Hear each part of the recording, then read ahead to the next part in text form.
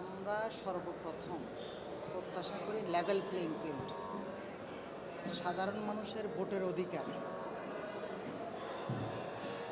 অধিকারটা যেন ঠিক থাকে।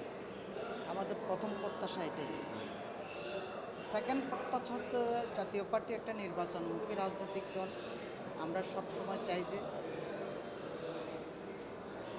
শান্তির জনপদ এই বাংলাদেশটা, আমার আসন তথা সারা বাংলাদেশ একটা শান্তির জনপদ হবে, এটাই আমাদের প্রত্যাশা। আমাদের চেয়ারম্যান মহোদয়, মহাসচিব মহোদয় বারবারই নির্বাচনের ব্যাপারে শঙ্কার কথা বলতেছে।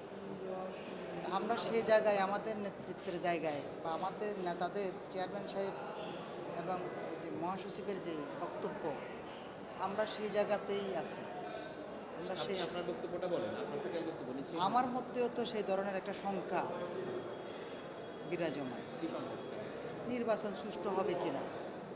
কেন এই সংখ্যাটা? আপনারা দেখেন যে এই যে মবের রাজনীতি, এই যে আপনার ইতিপূর্বে একজন প্রার্থী গুলিবিদ্ধ হইল, অনেকে মবের শিকার হচ্ছে, এগুলি এই জায়গা থেকে তো আমাদের একটা শঙ্কা আছেই। না, আমরা এখন আজকে যেহেতু নমিনেশন পেপার আমরা জমা দিচ্ছি জেলা প্রশাসক মহোদয়ের কাছে, এরপর থেকে আমরা এলাকাতে যাব।